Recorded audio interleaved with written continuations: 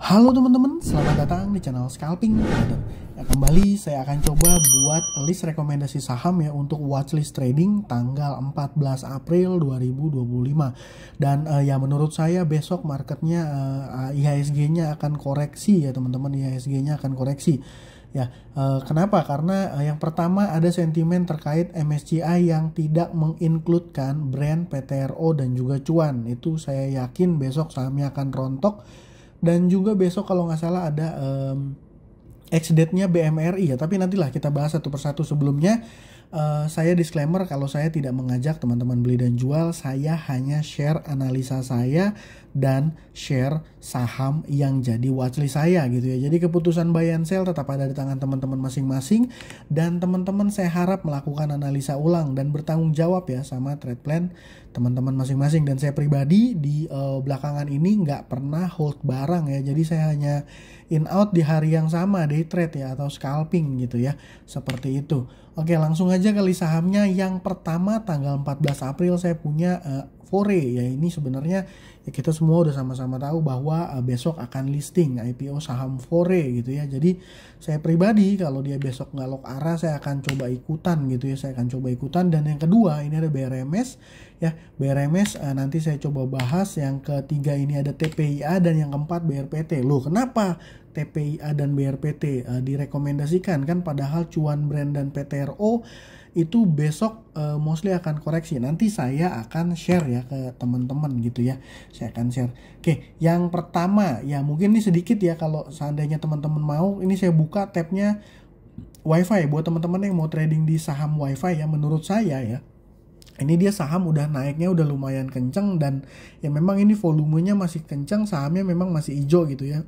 Tapi kalau melihat posisi harga saat ini ya teman-teman, dia harganya saat ini closingnya di 2250.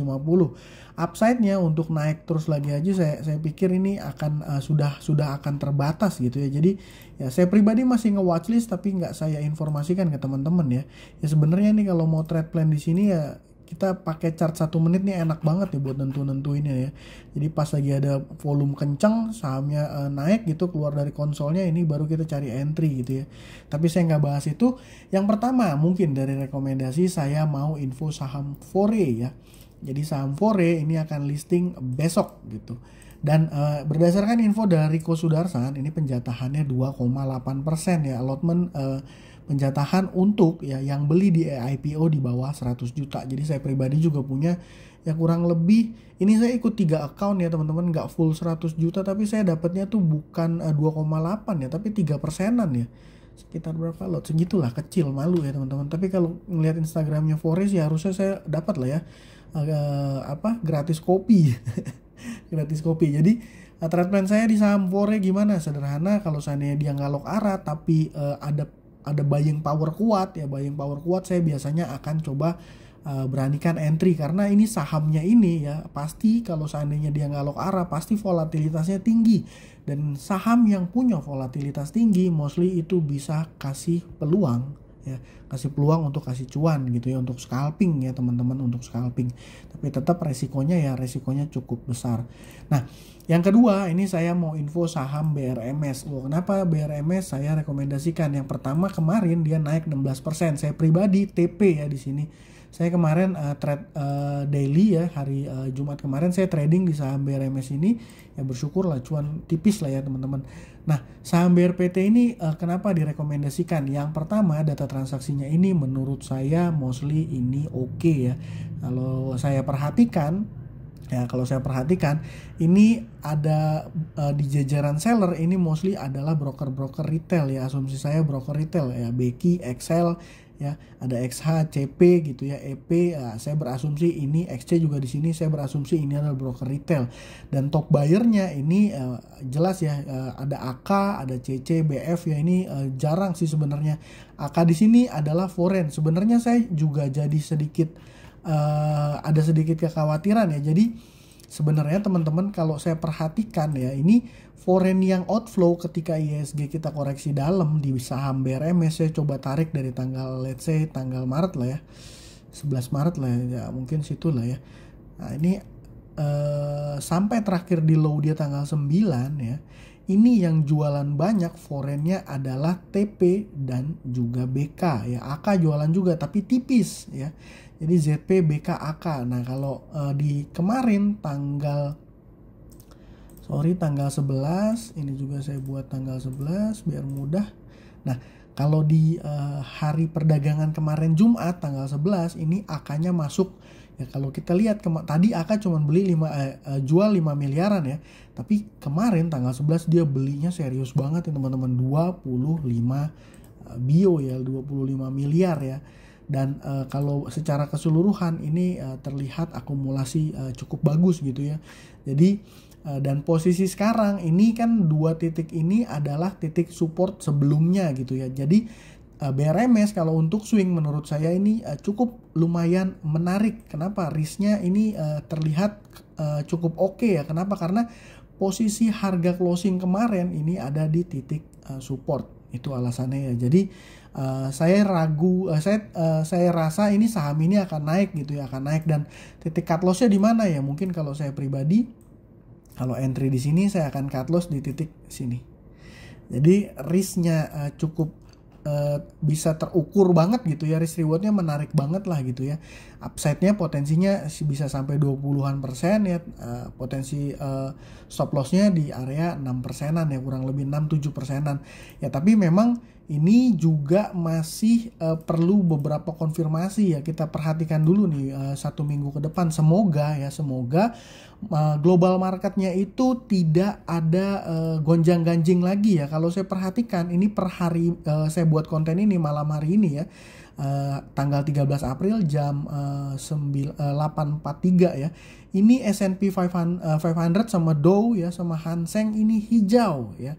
FTSE juga hijau. Jadi ya saya berasumsi ya ini marketnya sudah mostly udah lumayan oke. Dan biasanya di kondisi market yang udah lumayan oke, trade plan untuk swing yang seperti ini mostly akan works gitu ya, seperti itu.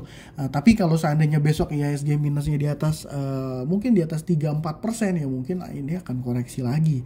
Jadi consider untuk dijadikan watchlist saja. Pertimbangan entry-nya nanti teman-teman harus punya conviction sendiri, analisa sendiri. Dan yang selanjutnya saya rekomendasi BRPT sama TPIA. Loh kenapa? Jadi MSCI ya melalui portal website resminya dia sudah mengumumkan di tanggal 11 April kemarin bahwa ini ya linknya. Ini linknya. Nah, di sini diinformasikan bahwa brand Cuan dan juga PTRO ini tidak masuk ya dalam list MSCI Global Standard Index ya gitu.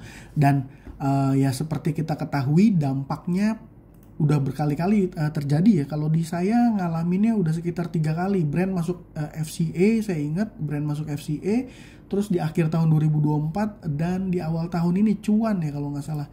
Nah untuk itunya bagaimana? Ya, jadi ini sederhananya kalau saya perhatikan, ini kemarin ada dari teman-teman yang sudah join YouTube membership nanya brand Cuan PTRO gimana. Nah di tanggal 9 April ya teman-teman, di tanggal 9 April ini dia rontok dalam lumayan banyak. Dan yang jadi net buyer-nya ini saya berasumsi adalah broker-broker retail ya. Ini broker retail. Jadi ini dia nyentuh lower low-nya dia dengan volume yang lumayan besar dan distribusi yang bayarnya retail. Jadi menurut saya kurang oke. Jadi saya bilang nih kayaknya brand udah ditinggalin, saya katakan gitu. Tapi di tanggal 10 secara mengejutkan ya, sahamnya naik rebound 17%. Dan yang jadi bayarnya yang menurut saya ini masih belum terkonfirmasi adalah top bayarnya adalah ini foreign ya.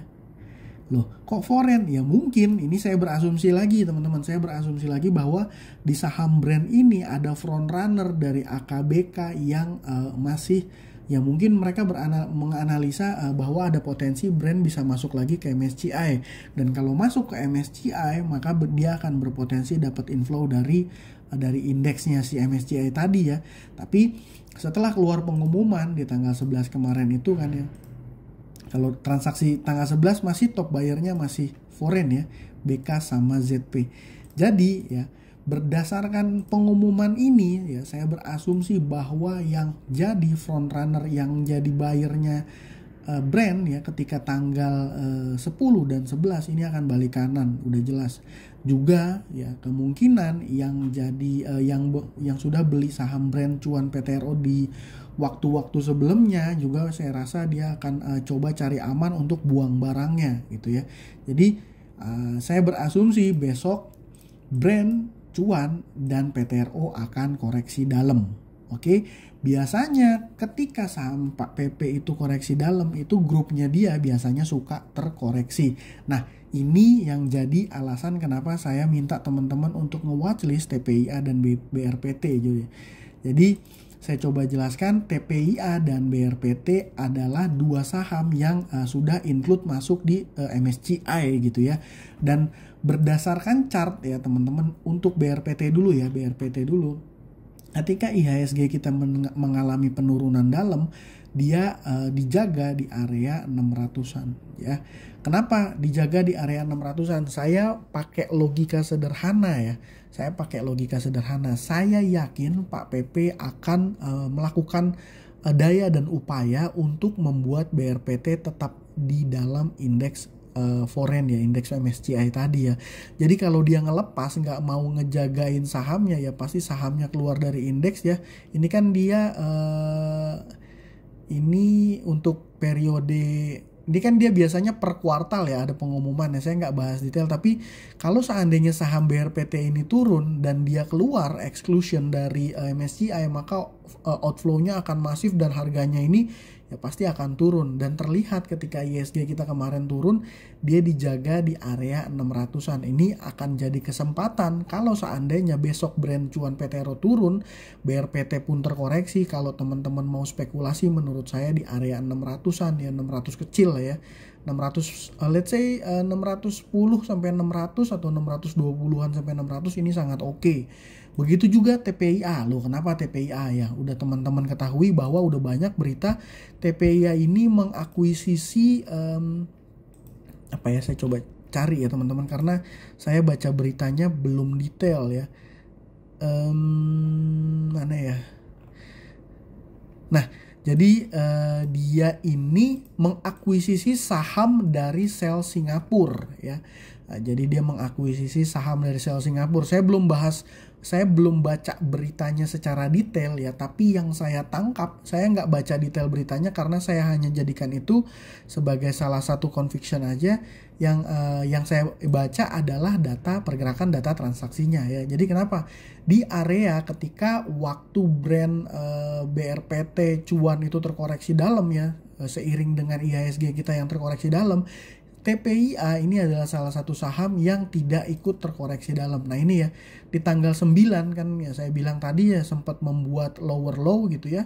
Saham Brand ini turun kalau nggak salah sampai ARB-nya dia ya yang dibuat sama bursa di hari pertama masuk setelah libur lebaran tuh 15% ya. Sedangkan TPIA hanya 6%. Jadi TPIA ini dijaga ya teman-teman. TPIA ini dijaga. Dan ada sentimen dia mengakuisisi saham di Singapura. Itu satunya lagi dia sudah ada di indeks. Yang mana artinya ini saya berasumsi akan dijaga oleh ya Pak PP gitu ya. Pak PP dan timnya. Jadi ketika besok ya teman-teman. Ketika besok saham Brand cuan dan PTRO ini terkoreksi dalam, kalau seandainya TPI dapat kena koreksi ya let's say di area-area sini lah ya, mungkin di area berapa ya, ini saya keluarin dulu ya, mungkin kalau seandainya dia dapat koreksi di area ya 6.500-an gitu ya, menurut saya spekulasi buy ini menarik gitu ya, karena ini udah masuk dalam indeks teman-teman. Saya berasumsi ini saham pasti dijaga sama Pak PP. Jadi koreksian dari saham ini ya pasti menarik gitu sih. Tapi ya balik lagi, saya pribadi pun masih akan belum agresif tradingnya.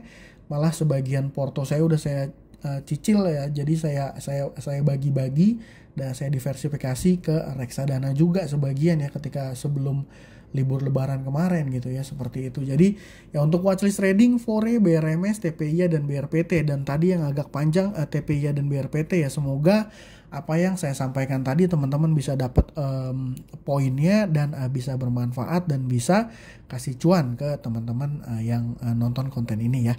Mungkin itu aja, sekian dari saya kali ini. Terima kasih buat teman-teman yang sudah menonton. Salam cuan. Thank you.